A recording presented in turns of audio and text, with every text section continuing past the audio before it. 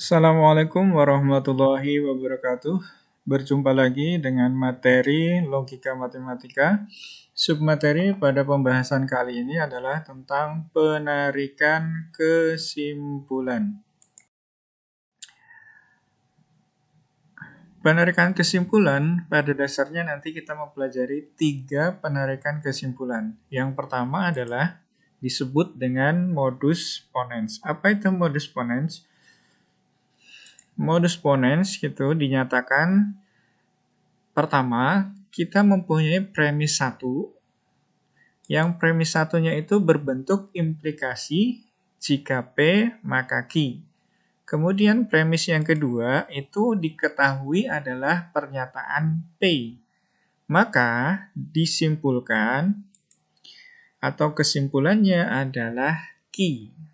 Jadi ada 2 premis. Premis pertama implikasi, jika P maka Q. Premis yang keduanya diketahui P, maka disimpulkan adalah Q. Kesahihan dari kesimpulan modus ponen dapat dibuktikan dengan tabel kebenaran seperti berikut. Nah, gitu ya, ada 2 pernyataan P dan Q. 2 pernyataan bisa benar, bisa salah satu benar, salah satu salah, dua-duanya salah. Kemudian terakhirnya, gitu ya, jika P maka Q dan P maka hasilnya adalah Q, maka kesimpulan ini semuanya bernilai benar. Contoh, premis 1, jika harga barang naik, maka pembeli berkurang.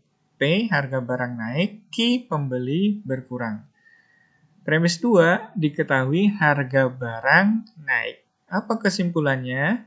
Karena premis 2-nya adalah P, maka kesimpulannya adalah Q, yaitu pembeli berkurang. Yang kedua, premis 1, jika 10 habis dibagi 2, maka 10 bilangan genap. P-nya 10 habis dibagi 2, sedangkan pernyataan Q-nya 10 bilangan genap.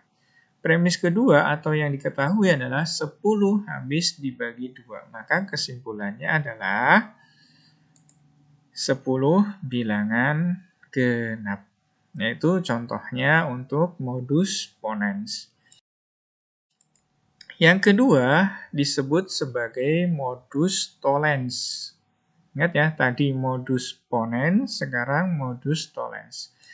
Apa modus tollens itu? Atau nama lainnya adalah kaidah penolakan akibat. Masih sama bahwa premis 1 adalah jika P maka Q. Sedangkan premis keduanya adalah negasi dari pernyataan Q. Sehingga kesimpulannya adalah negasi pernyataan P. Saya ulangi. Premis satunya adalah implikasi jika P maka Q. Premis 2-nya adalah tidak Q, maka konklusinya adalah tidak P. Kemudian kesahihannya dapat dilihat dari tabel kebenaran. Nah ini kita perhatikan pada kolom yang terakhir, ditarik kesimpulan ternyata semua nilai kebenaran yang dari awal itu pada akhirnya bernilai benar. Maka dinyatakan bahwa pengambilan kesimpulan ini sahih atau sah. Premis 1, jika langit mendung maka turun hujan. Premis 2-nya tidak turun hujan. Maka kesimpulannya adalah langit tidak mendung. Jadi premis 2-nya negasi Q, maka kesimpulannya adalah negasi P. Contoh kedua, premis 1, jika ABCD sebuah belah ketupat, maka AC tegak lurus, BD itu adalah diagonal ya. Jadi AC, BD itu adalah diagonal belah ketupat. AC tidak tegak lurus BD. Apa kesimpulannya? ABCD bukan belah ketupat. Nah, itu yang kedua adalah modus tollens. Sekarang yang ketiga disebut dengan silogisme. Oke, silogisme diketahui premis pertamanya adalah jika P maka Q, Premis keduanya adalah jika Q maka R. Jadi premis 1, premis 2 sama-sama suatu implikasi. Kesimpulannya adalah jika P maka R. Jadi Q-nya itu tereliminasi. Saya ulangi, premis satunya jika P maka Q, premis 2-nya jika Q maka R, maka kesimpulannya jika P maka R. Kesahihannya dapat dilihat di tabel kebenaran berikut. Nah ini, karena kita punya 3 pernyataan yaitu P, Q, R, ya, maka ketiga-tiganya bisa benar, 2 benar, ya ini, 2 salah, gitu ya, atau ketiganya salah. Kemudian setelah dibuat tabel, maka pada kolom terakhir ternyata kesimpulannya semua bernilai benar. Maka silogisme itu dinyatakan sahih atau valid. Contoh. Nomor 1, premis 1, jika saya lulus maka saya bekerja.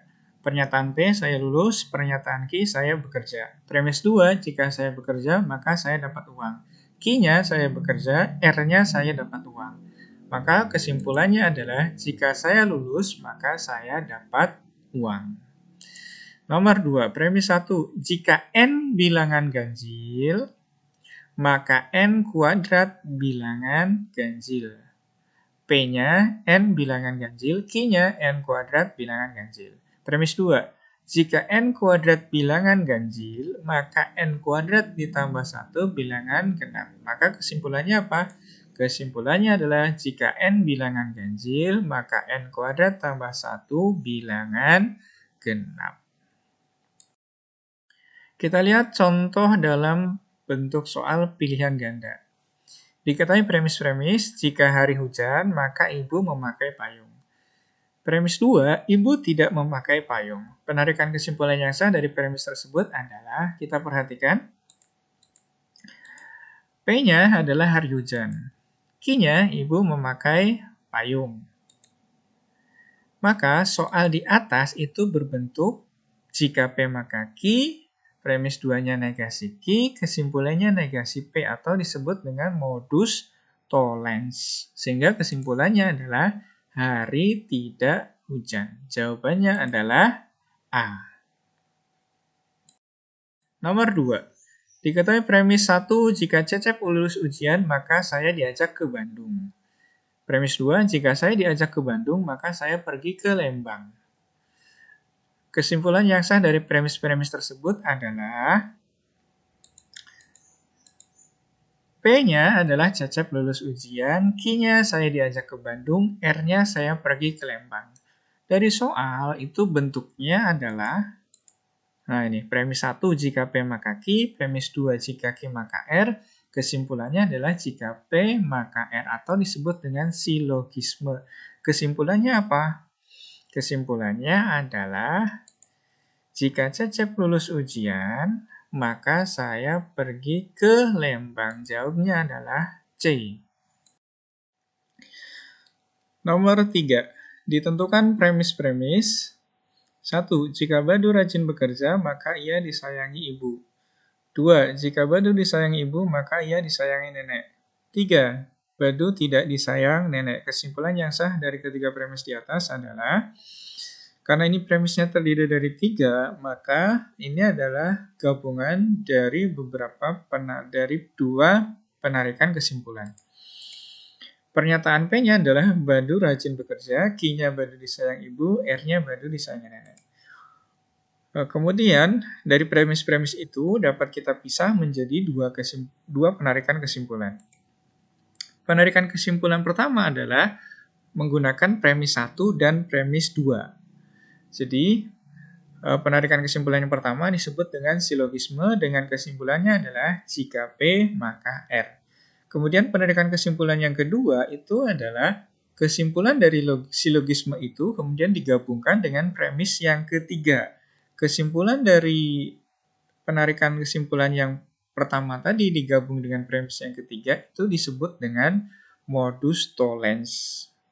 Ya, ini kesimpulan pertama jika P maka R, kemudian penarikan kesimpulan yang kedua ditambahkan dengan negasi R, maka kesimpulannya adalah negasi P. Apa itu negasi P? Negasi P adalah Badu tidak rajin bekerja. Maka jawabannya adalah E.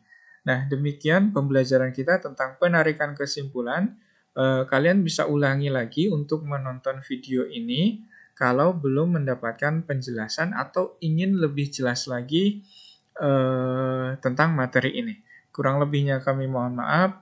Assalamualaikum warahmatullahi wabarakatuh.